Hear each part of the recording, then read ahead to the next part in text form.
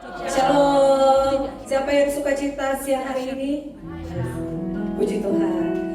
Kita mau mulai ibadah kita. Saya ajak saudara-saudaraku untuk mempersiapkan hati. Kita mau masuk dalam hadirat Tuhan.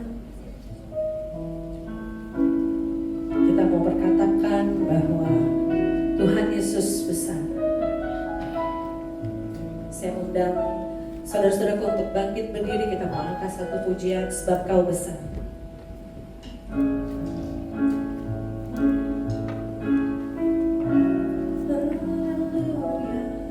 Ku beri kemuliaan dan hormat. Ku angkat suara pujian, ku agungkan namamu. Ku beri kemuliaan dan hormat.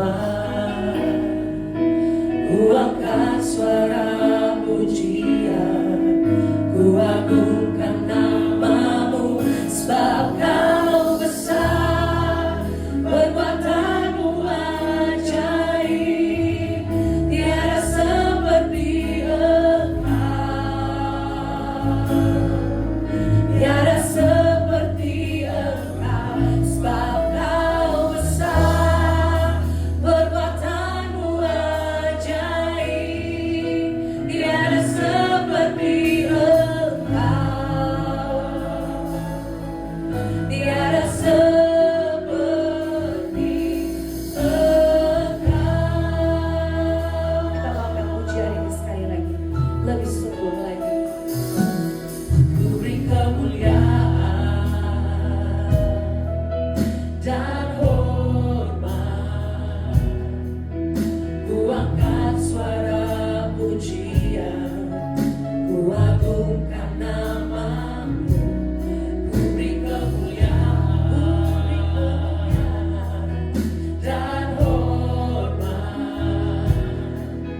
Ku angkat suara pujian, ku agungkan namamu. Sebab Kau besar, perbuatanmu ajaib, tiada seperti Engkau, tiada seperti Engkau. Sebab Kau besar, perbuatanmu ajaib, tiada seperti Engkau,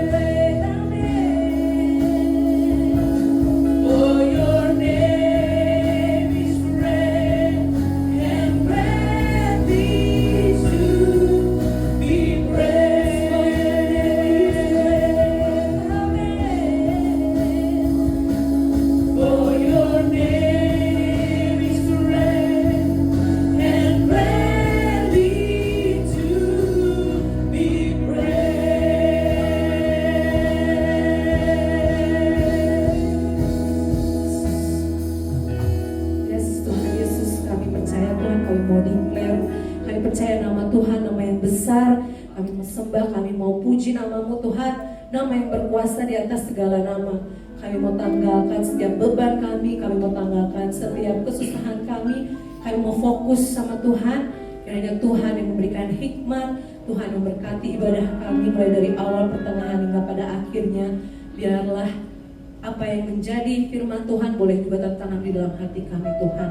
Kami mau menyerahkan ibadah kami hanya di dalam nama Tuhan Yesus kami berdoa. Amin. Amin. Haleluya. Oke, kita bawa satu pujian ini lagi. Kalau yang mau goyang, boleh silakan ya.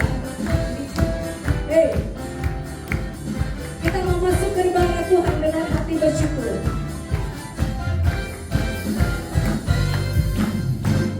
Masuk gerbangnya bersyukur dengan penuh pujian. Dengan penuh pujian, masuk dari hadiratnya, nyanyi besarkan agung namanya, puji dia dipasangkan malam, musik dan tarian, semua makhluk di bumi di surga dengan senang hati angkat pujian.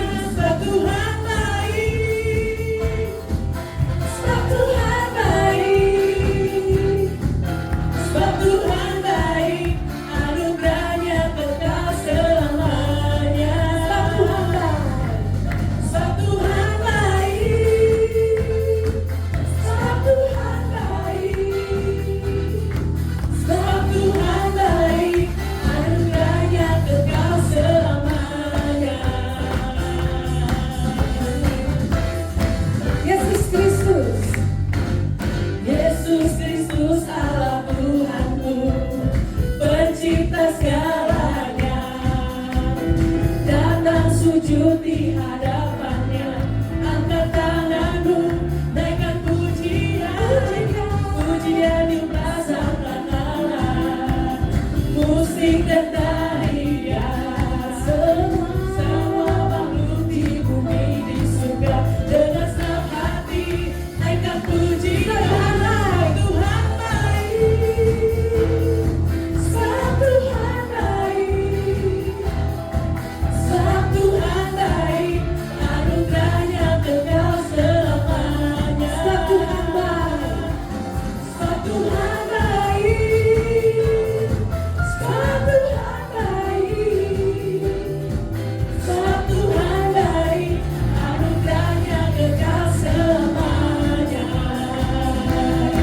Biar musik memuji Tuhan sambil kita renungkan kebaikan Tuhan dalam hidup kita masing-masing. Tuhan punya rencana, Tuhan punya waktu yang baik untuk kita semua. Kita mau bersyukur. Kita yakin dan percaya waktu Tuhan adalah waktu yang lebih indah. Kita tidak tahu apa-apa, tapi kita yakin kita punya Tuhan yang besar. Amin. Amin. Kita angkat pujian ini lagi. Sebab Tuhan baik, sebab Tuhan baik, sebab Tuhan baik,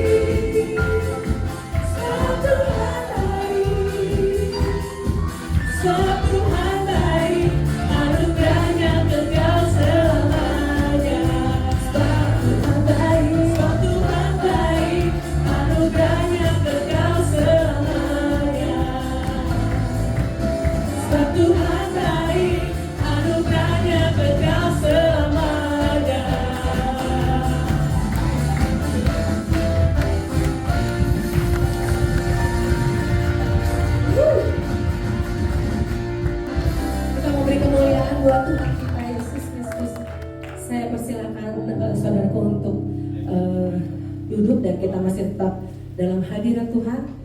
Kita mau masuk dalam firman Tuhan. Kita mau siapkan hati kita biar firman yang akan ditaburkan oleh hamba-Nya boleh menjadi rema dan boleh menjadi kekuatan untuk kita. Amin.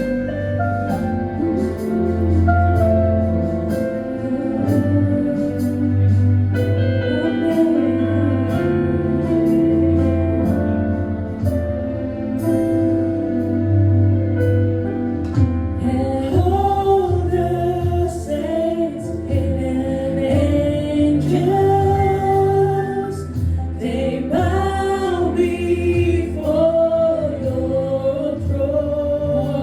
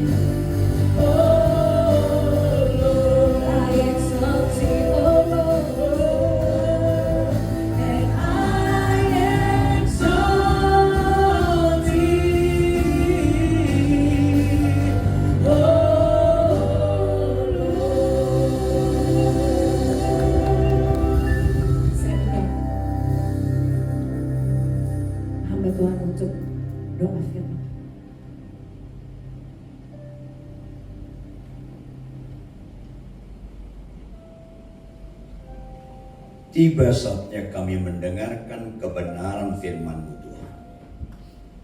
Engkau ditinggikan, Engkau dipermuliakan, Engkau dimasyurkan, bukan ketika saat kami khotbah, bahkan ketika kami saat memuji nama Tuhan. Tetapi ketika kami meresponi firman Tuhan dan kami taati melakukan firman Tuhan, disitulah sesungguhnya Engkau ditinggikan dan dimasyurkan. Maka kiranya nyanyian kami adalah kesimpulan dari ketaatan kami. Demikian juga khotbah hari ini, kami mau mendengar untuk kami taati. Untuk itu Roh Kudus berotoritaslah, ubahkan hati kami. Sebab semua ini kami memohon dalam nama Yesus Kristus. Haleluya. Semua yang percaya sama-sama katakan amin. Tepuk tangan yang keras buat Tuhan. Amin, amin. Silakan duduk. Shalom. Apa tema kita hari ini? Pakai tanda tanya. Injil lain. Tahu nggak? Waktu Yesus dicobai oleh iblis, pakai apa? Iblis mencobai Yesus pakai apa? Hah? Pakai ayat firman. Jangan lupa, iblis pun bisa pakai ayat firman. Makanya Bapak Ibu perhatikan baik-baik. Ini penting sekali. Banyak orang mendengarkan firman Tuhan. Firman Tuhan yang tidak menentukan, yang gak utama. Tanpa disadari. Akhirnya yang utama dikesampingkan. Ini serius. Sehingga mayoritas orang Kristen entah di Jakarta, Semarang, Cirebon, Surabaya, Medan, ujung semua, bahkan di Amerika, di Afrika, di Eropa, di Australia, di Asia, di mana-mana mayoritas orang Kristen percaya kepada Yesus tidak menurut Yesus. Sehingga yang serius di mata Tuhan gak serius di mata kita. Yang serius di mata dunia, serius bagi kita. Yang bernilai di mata Tuhan, gak bernilai di mata kita. Yang bernilai di mata dunia, bernilai bagi kita. Sehingga gak heran Tuhan berkata jauh hari, banyak yang terpanggil, lanjut, itu bobotnya gertakan atau pasti digenapi. Gemetar baca ayat itu. Rasanya sedih kalau Anda tahu ayat itu, Anda menggenapi yang banyak. Karena kemungkinan itu bisa terjadi. Jujurlah, mana orang tua lebih sedih? Saya ulangi, mana orang tua lebih sedih? Anaknya sakit kanker atau anaknya malas baca Alkitab? Kalau Anda nggak jujur, bisa jawab. Bahkan Anda dalam ruangan ini, perhatikan baik-baik, Anda dalam ruangan ini, kalau nggak ada gairah disiplin baca Alkitab, serius sekali rohani Anda. Absolutely serius. Sehingga orang lebih banyak doa puasa supaya sakit sembuh daripada doa puasa supaya jadi pelaku firman. Rusak Kristen ini. Tahun lalu saya membimbing pendeta terkenal, jemaatnya banyak, khotbahnya bagus, penyembahnya bagus, mujizat-mujizat sering dipercayakan Tuhan melalui pelayanan dia. Tapi kelakuannya dalam rumah tangga buruk. Ketika ditegur istrinya, KDRT, pendeta ini masuk penjara. Pendeta jawab, semua orang percaya harus jadi pendeta nggak? Berarti pendeta bukan ukuran rohani. Karena nggak semua orang percaya jadi pendeta. Semua orang percaya nyanyi suaranya harus bagus nggak? Enggak, itu nggak ukuran rohani. Semua orang percaya harus bisa bernubuat nggak? Itu bukan ukuran rohani. Semua orang percaya harus bahasa roh nggak? Enggak. Jangan anti nubuat, Jangan anti pendeta, jangan anti sekolah teologi, jangan anti basar. Karena Alkitab mencatat itu. Tapi itu tidak menentukan. Halo, semua orang percaya harus taat kepada Tuhan gak? Itu ukuran rohani. Semua orang sakit harus sembuh gak? Gak berani jawab kok. Semua orang sakit harus sembuh gak? Kagak. Penipu-penipu ulung kalau orang beriman sakit sembuh. Itu penipu. Halo, beriman sakit sembuh itu bukan iman. Terlalu jauh orang gak ngerti firman. Ini penting sekali. Jawab, Anda niat gak hidup selama-lamanya di bumi?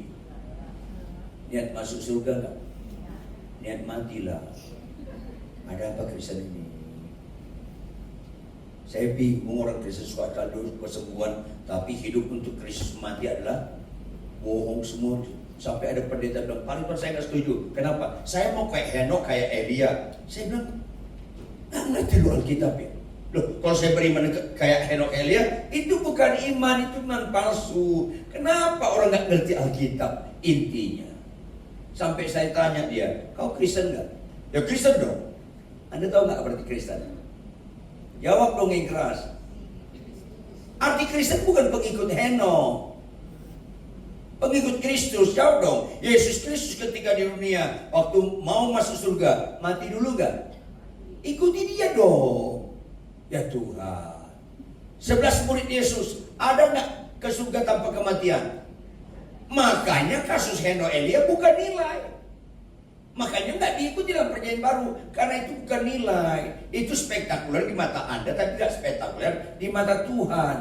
Apalagi tadi hidup untuk Kristus, mati adalah, kalau Anda naik ke surga tanpa kematian nggak untung loh, karena mati adalah keuntungan. Itu kan ngelawan muka loh. Susah diajarin kebenaran orang Kristen sekarang ini. Maka untuk ke surga harus mati dulu. Jawab, kalau dari Jakarta ke Surabaya, mana lebih efektif? Naik pesawat atau naik motor? Untuk mati supaya ke surga, untuk mati, mana lebih efektif untuk mati? Kanker atau bisul? Kanker tidak masalah bagi orang benar. Siumanlah, bohong masalah. Karena upah dosa adalah maut. Berzina masalah, cerai masalah, malas baca kitab masalah. Kalau nggak percaya Anda, matilah nanti malam, tanya Tuhan Yesus. Pasti benar yang saya ucapkan ini. Nanti maksud saya, rata-rata orang mati dulu baru insaf, expired. Mari kita buka 1 Korintus 15 ayat 1 sampai 4.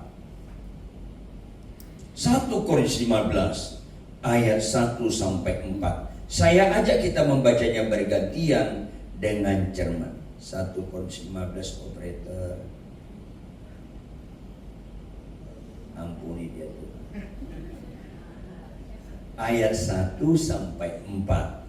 Saya ajak kita bergantian. Dan sekarang saudara-saudara, aku mau mengingatkan kamu kepada apa? Injil yang aku beritakan kepadamu dan yang kamu terima dan yang di dalamnya kamu teguh berdiri. Berarti jemaat Korintus sudah pernah menerima Injil yang benar kan? Kenapa harus diingatkan? Aku mau mengingatkan kamu karena lupa. Itu masalahnya. Sudah diberikan tapi lupa. Jemaat Korintus paling mengangkat nubuat, mujizat, kesembuhan, tapi akhirnya nggak pelaku firman karena nggak ngerti arti Injil. Yuk kita baca ayat 2. Saudara baca. 1, 2, 2,5, 2, 3 berapa? 3.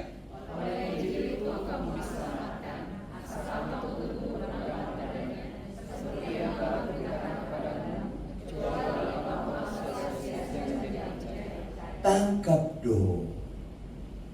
Oleh Injil itu kamu kesembuhan tak menyelamatkan. Kesembuhan bukan ciri utama ajaran Injil. Kenapa nggak ngerti Kristen? Makanya diperhadapkan murid-muridnya bagian kuliah terakhir. 10 orang sakit kusta datang ke Tuhan Yesus. Jawab, berapa yang percaya Yesus sanggup menyembuhkan mereka? Semuanya. Semuanya percaya Yesus sanggup menyembuhkan mereka. Jawab, berapa yang sembuh? Semuanya. Berapa yang menyenangkan Tuhan? Karena ngerti Injil. Yang 9 sembuh, nggak ngerti Injil.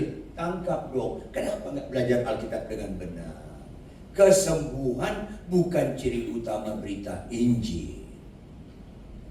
Kenapa satu menyenangkan Tuhan? Tuhan konsisten.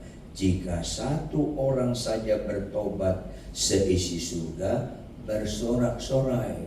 Karena pertobatan ada unsur Injil keselamatan.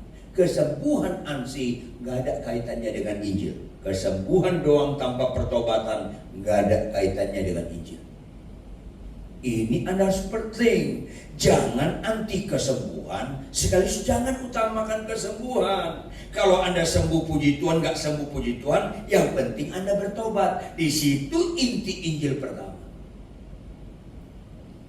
Tapi saya khotbah di Amerika, saya khotbah di Mesir, saya khotbah di Maroko, saya khotbah di beberapa negara di dunia ini. Lebih banyak khotbah mujizat kesembuhan daripada menegur dosa. Repot. Sampai ada pendeta sekitar berapa tahun yang lampau, jemaatnya banyak mujizat, penyembahannya bagus, punya istri simpanan, rusak. Allah tidak pernah memberikan dirinya dipermainkan. Maka Injil dimulai dengan bertobat. Ini penting. Kenapa? Lihat ayat 3. Tampilkan operator ayat 3-nya. Ayat 3, sebab yang sangat penting. Ingat, Alkitab jarang menggunakan kalimat sangat penting. Kalau Alkitab menggunakan kalimat sangat penting, itu harus menyita perhatian kita. Karena bisa gagal fokus kalau kita nggak memperhatikan baik-baik kalimat ini. Yang sangat penting telah kusampaikan kepadamu, jemaat Korintus. Yaitu, apa yang telah kuterima sendiri, lanjut, ialah bahwa yang sesuai dengan kitab suci, bukan Kristus mati karena kemiskinan kita, bukan Kristus mati karena penyakit kita. Yang sesuai dengan kitab suci, Kristus telah mati karena dosa-dosa kita.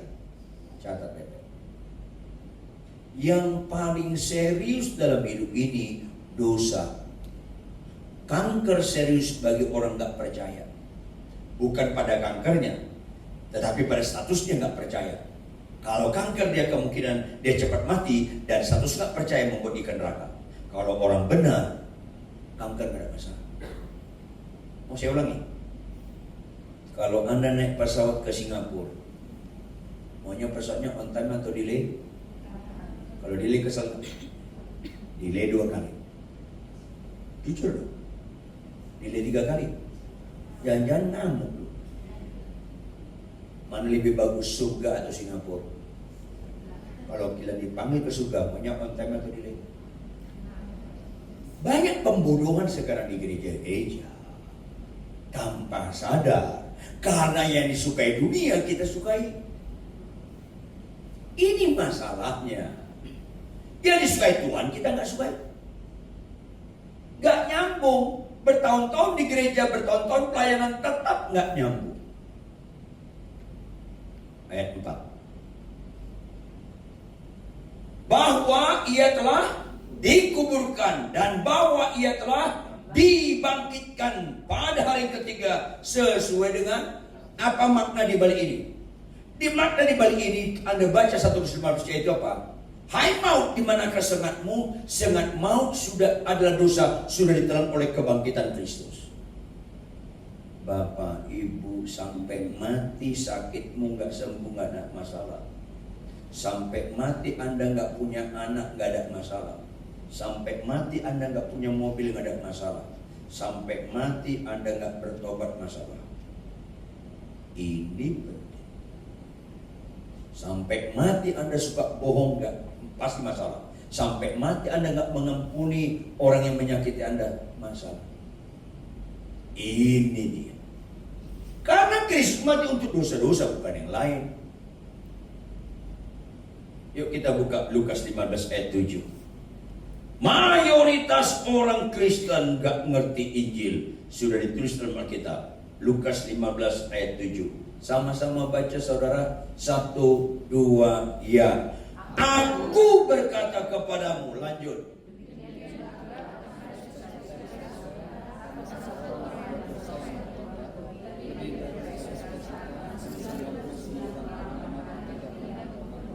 Halo. Ini ayat bobotnya gertakan atau pasti digenapi? Jawab. Ini ayat yang kita baca ini bobotnya gertakan doang atau pasti digenapi? Masalahnya pasti digenapi. Kurang kerjaan Tuhan menulis, membuat firman Tuhan ini sekedar gertakan. Kurang kerjaan dia. Masalahnya pasti digenapi. Gemetar membaca ayat ini. Mulai dari perbandingan jumlah. Ulangi, mulai dari apa? Kelompok pertama Tuhan sebut berapa orang? 1. Kelompok kedua berapa orang? Ekstrim. Ini digenapi nih sekarang Bapak Ibu Saudara. Gemetarlah baca ayat ini. Makin serius, ekstrim latar belakangnya. Jawab, yang satu orang ini latar belakangnya orang apa? Orang berdosa. 99 di latar belakang orang apa? Tahu nggak? Siapa yang disebut Tuhan? Siapa orang benar ini? Pendeta. Dosen teologi ya. Gembala jemaatnya banyak atau nggak banyak? Ketua sinode, pendeta atau pengkhotbah terkenal, worship leader yang sangat dikagumi orang, pelayan-pelayan Tuhan dan orang kaya yang menyumbang pelayanan di gereja. Kenapa ini disebut orang benar? Karena banyak orang menganggap bisa khotbah jemaatnya ratusan ribu, ukuran rohani. Sesat. Bukan itu ukuran rohani. Ini masalahnya. Banyak orang kaya menyumbang gereja, setelah itu dia merasa rohani, merasa nanam saham kepada Tuhan. Tapi hidup tetap dalam dosa dan kejahatan. Potensi itu ada pada Anda dan saya kalau nggak mengerti firman Tuhan. Jujur semuanya. Mana bapak-bapak lebih menikmati? Yang sudah menikah dengan baik-baik. Mana bapak-bapak lebih menikmati? Teguran istrinya atau pujian istri orang? Kok nggak berani jawab ya? Turut berduka cita. Kristen, mayoritas pendeta nggak terima istrinya negur. Rusak Kristen ini. Jawab, ada nggak kemungkinan istri orang mengenal saya seperti istri saya dan mengenal saya? Ada nggak? Absolut tidak ada. Absolut tidak ada. Lanjut. Sehebat-hebatnya istri orang dalam mengenal saya, udah hebat dia mengenal saya 1/10 daripada kemampuan istri saya dalam mengenal saya. Udah hebat. Ayo jujurlah, jangan jiwa penipu. Kalau istri orang memuji saya, berangkat dari mengenal saya atau tidak? Tidak. Lebih dalam, kalau istri orang memuji saya, pujiannya berbobot enggak? Catat baik. Hanya orang bodoh yang menikmati pujian istri orang. Hanya orang bodoh. Makanya bersyukurlah Anda sebelum meninggal dengan firman seperti ini. Supaya kalau tahun depan meninggal agak beres juga. Lo ngapain dengan khotbah yang membereskan hidup? Halo. Ada gak manusia di bumi ini sehebat istri saya dan mengenal saya? Gak ada. Adik kakak saya pun kalah. Saya mau masuk 40 tahun pernikahan. Adik kakak saya kalah. Jawab. Kalau istri saya menegur saya, berangkat dari mengenal saya atau tidak? Hanya orang bodoh yang tidak menikmati teguran istri. Ayolah. Emang Anda kira khotbah itu ukuran rohani? Kagak sama sekali. Rata-rata orang khotbah sulit ditegur istri. Jangan senang dulu kau ibu-ibu, sama kau juga. Hanya orang bodoh, ibu-ibu lebih menikmati pujian suami orang daripada teguran suami sendiri. Makanya bersyukurlah Anda tadi niat gak ibadah jadi ibadah. Karena Tuhan kejar Anda. Ayolah. Jadi ibu-ibu, kalau suami orang memuji Anda, masuk telinga kanan, keluar kanan lagi. Jangan kiri, nanti ada garis. Buang kanan lagi. Mentah karena itu. Saya ikut bersurabaya, ada ibu-ibu ketemu saya, kayak ketemu apa? Pak Arifan, puji, saya bisa ketemu Bapak. Ada apa ibu? Saya suka sekali khotbah Bapak. Udah gak usah suka, bertobat aja. Enggak Pak Arifan, bisa enggak saya minta tolong Bapak, ada waktu konseling saya, Bapak datang ke rumah saya. Konseling, enggak. Cari pendeta perempuan di tempat ini. Biar konseling Anda. Kalau kau di Jakarta ada waktu ketemu istri saya, di konseling sama istri saya. Bukan gitu Pak Ridwan. Saya cocok sekali sama Pak Ridwan. Nah, cocok. Saya menikah sama istri saya mau masuk 40 tahun. Proses pencocokan masih terus dikerjakan. Lu baru ketemu cocok. Halusinasi Anda. Nah kayak gini jangan banyak pendeta menikmati. Akhirnya di konseling pribadi, ketemuan dedek rahasia, jatuh. Apakah kita lebih kuat dari Daud? Kagak. Ayolah. Hanya orang bodoh menikmati pujian pasangan orang lain. Hanya orang bodoh gak mau ditegur pasangan. Karena itu kemungkinan Anda menggenapi ayat 7 dan Anda mempercayai Injil lain. Ayo. Gereja rajin, penyembahan rajin, doa puasa rajin, menggembalakan jemaat banyak, kagak bertobat. Selesai. Setiap orang siapapun namanya, sekalipun dia rektor sekolah teologi, nggak mau bertobat, selesai. Makanya saudara, senantiasa baca kitab tiap hari. Karena fungsi firman bukan untuk menyembuhkan. Orang sesat kalau mau fokuskan firman Tuhan untuk sembuh-sembuh. Kenapa? Kayak niat sekali hidup selama-lamanya di bumi. Firman Tuhan bermanfaat hanya 4. 2 Timotius 3:16. Bermanfaat untuk mengajar, untuk menunjukkan kesalahan, supaya kita diperbaiki kelakuan, dan dididik kita dalam kebenaran. 4 fungsi firman. Kalau kita baca Alkitab tiap hari, diajar, ditunjukkan kesalahan, kita sungguh-sungguh membutuhkan pertobatan. Sampai menjelang ajalku tiba, aku tetap membutuhkan pertobatan. Itu Kristen yang benar. Jangan sampai tidak membutuhkan pertobatan. Tetapi banyak kami, status kami pendeta, gembala, pengkhotbah, banyak mujizat, bisa bernubuat. Kita buat sikap kita, orang takut menegur.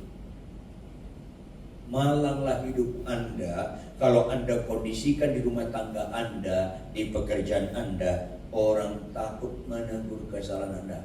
Malanglah hidup Anda.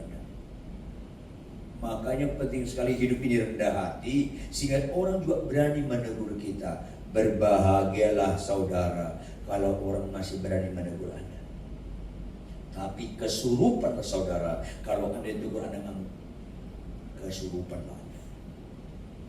Yang begini penting dikhotbahkan daripada sakit sembuh. Itu gak ada amin kalau khotbah begini. Amin berikutnya rata, gak spontan. Yuk kita buka Galatia 1 ayat 6 sampai 10 operator. Galatia 6 ayat 1 sampai 10. Ayat 6. Galatia 1 ayat 6 sampai 10. Aku heran bahwa kamu begitu lekas berbalik daripada Dia yang oleh kasih karunia Kristus telah memanggil kamu dan mengikuti apa? Itu Alkitab. Kalau kita lebih suka kesembuhan daripada ditegur dosa, Injil lain yang kita percaya. Catat dong. Kalau gereja-gereja lebih banyak khotbah-khotbah mujizat, berkat-berkat melimpah daripada pertobatan, Injil lain yang kalian bawa di sini. Tanpa sadar.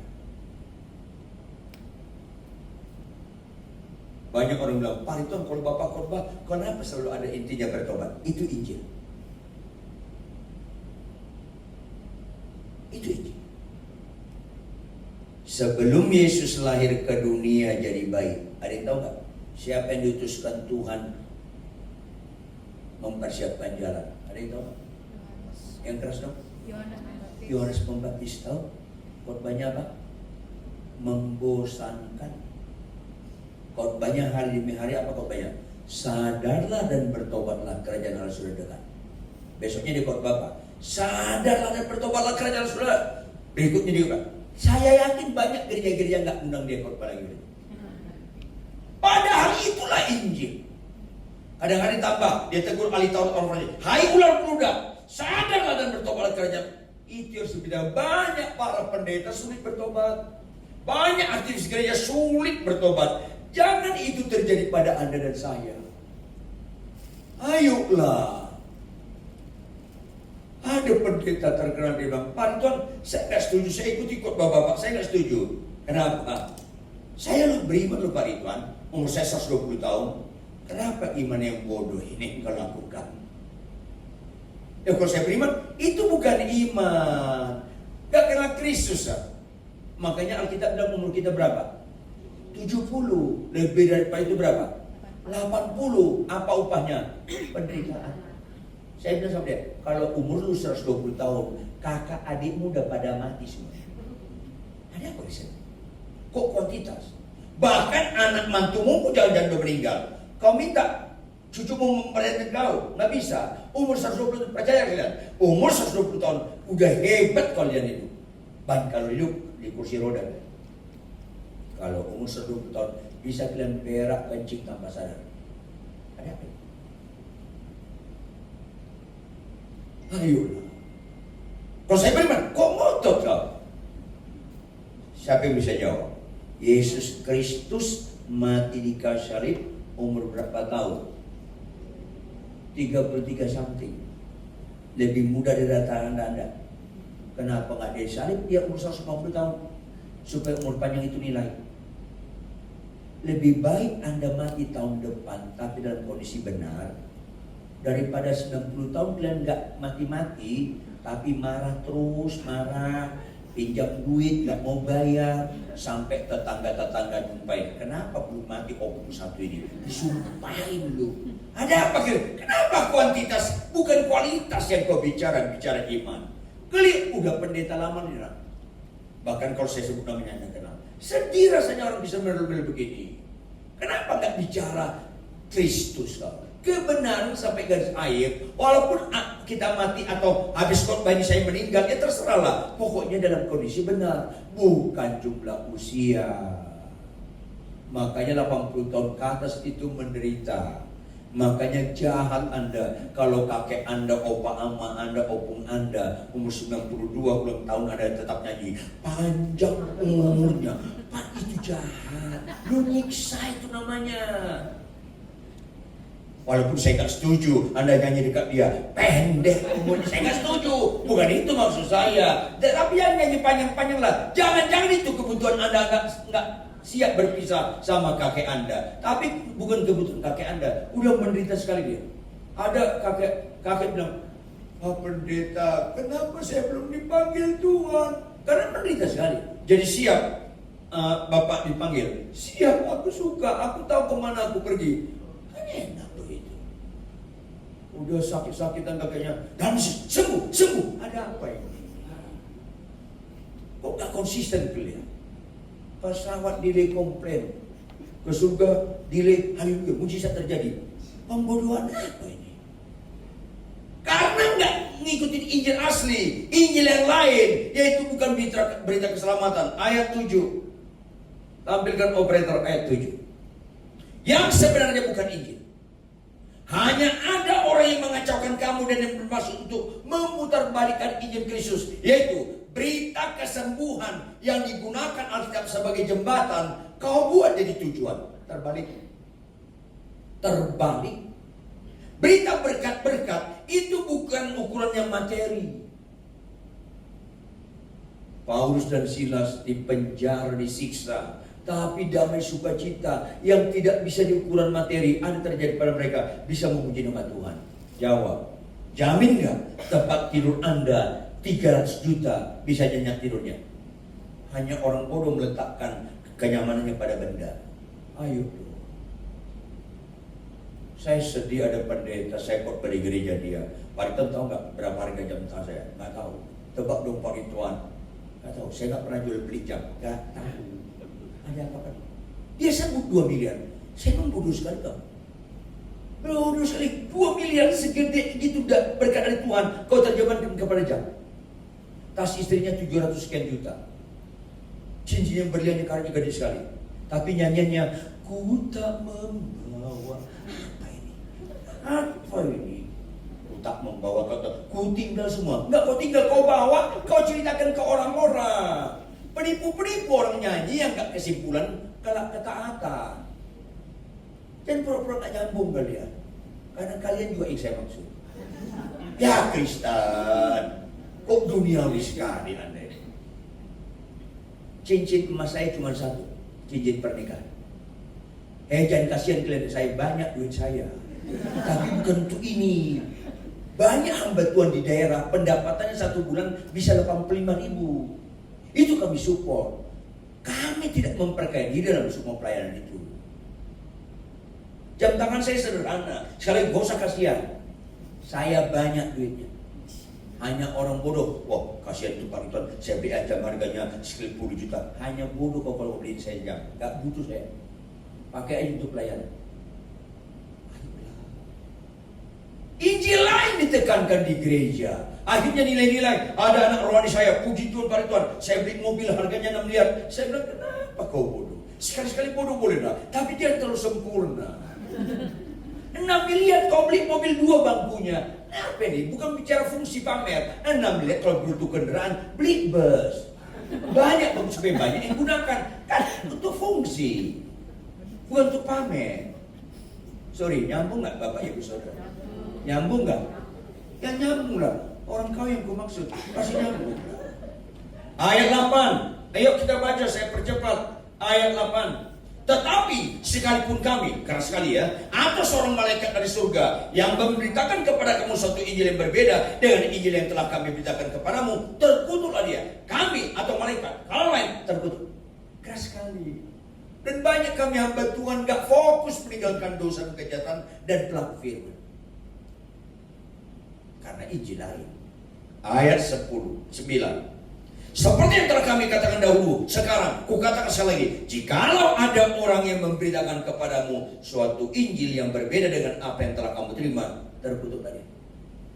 Keras kan? Ayat 10 sama-sama kita baca. 1, 2, ya. Jadi bagaimana sekarang? Adakah ku cari kesukaan manusia atau kesukaan Allah? Adakah aku coba berkenan kepada manusia? Sekiranya aku masih mau mencoba berkenan kepada manusia, maka aku. Artinya Injil lain kalau lebih fokus kepada kesukaan manusia. Sakit sembuh itu kesukaan manusia. Sakit sembuh dilanjutkan dengan bertobat supaya dia mencari kesukaan Tuhan. Karena jika satu orang saja bertobat, sisi surga bersorak-sorai. Kalau menekankan pelayanan tidak bertobat dan tidak pelaku firman, selesai. Yuk kita buka Matius 28 ayat 19 sampai 20. Inilah Injil. Matius 28 ayat 19 sampai 20. Karena itu pergilah, jadikanlah semua bangsa muridku. Itu pokok. Caranya bertobat. Baptislah mereka, karena itu baptisan Yohanes Pembaptis tentang pertobatan. Dalam nama Bapa dan Anak dan Roh Kudus. Berita Injil harus bertobat. Yang kedua, ayat 20. Ajarlah mereka melakukan segala sesuatu yang telah kuperintahkan kepadamu. Fokus kita bukan janji Tuhan. Fokus kita perintah Tuhan. Tuhan pernah nggak ingkar janji? Jawab dong. Tuhan pernah nggak bohong janjinya? Tuhan pernah nggak terlambat janji? Catat dulu. Karena itu Anda lupa janjinya nggak ada masalah. Karena ini nggak dia lupa. Beberapa kali saya ngomong sama pengarang lagu rohani, kalau boleh nggak ada, cukup satu lagu tentang janji Tuhan, nggak usah banyak-banyak. Janjimu seperti fajar pagi hari, nanti Tuhan bilang apa di surga? Gak usah kau ingatkan saya nggak lupa ingatan. Tadi pagi kau baca kitab gak? ingatkan perintahku, bukan janjiku. Kau lupa ingatan, yang nggak baca Alkitab tadi pagi, kau lupa ingatan. Kok ada pendeta khotbah, saya klaim jadi Tuhan, saya klaim jadi Tuhan. Kesurupan, saya klaim, kapan kau bayar premi? Ada apa Kristen ini? Tapi jemaat yang karena nggak ngerti ikut itu, amin kita klaim, amin itu kan kesurupan berjamaah. Pulanglah dari tempat ini. Jangan ragu Tuhan bisa menyembuhkan, jangan ragu Tuhan bisa memberkati berkat-berkat bagi Anda. Tapi fokus kita bukan itu. Fokus kita jangan main-main dalam dosa. Kalau Anda jatuh dalam dosa, jangan sampai Anda tidak memerlukan pertobatan. Yang kedua, orang yang berbahagia adalah orang yang mendengarkan firman Tuhan serta maka Tuhan berkata, jikalau engkau mengasihi aku, engkau menuruti segala perintahku, karena hukum yang terutama dan pertama adalah kasihlah Allahmu dengan segenap. Lakukan firman Tuhan, karena iman tanpa perbuatan mati. Maka tinggalkan dosa dan kejahatan, jadi pelaku-pelaku firman. Bangkit berdiri, tepuk tangan yang keras. Masing-masing kita tunduk kepala merenungkan firman ini. Jika di tengah-tengah kita mendengarkan firman Tuhan, ada dosa-dosa kita ditegur secara langsung atau tidak langsung, Bapak, Ibu, Saudara, mintalah ampun kepada Tuhan. Yang pemarah, jangan lagi pemarah. Yang pemalas, jangan lagi pemalas. Termasuk malas baca Alkitab, stop, jangan kau ulangi lagi. Capek tidak capek, ngantuk tidak ngantuk, sehat kurang sehat, sibuk tidak sibuk, konflik tidak konflik dalam rumah tangga, tetaplah Anda bangun pagi baca Alkitab tiap hari. Apapun masalah Anda, jangan Anda malas ke gereja. Yang sombong rendah hatilah, yang pelit sukalah memberkati orang lain. Ampuni kesalahan orang lain. Balaslah kejahatan dengan kebaikan.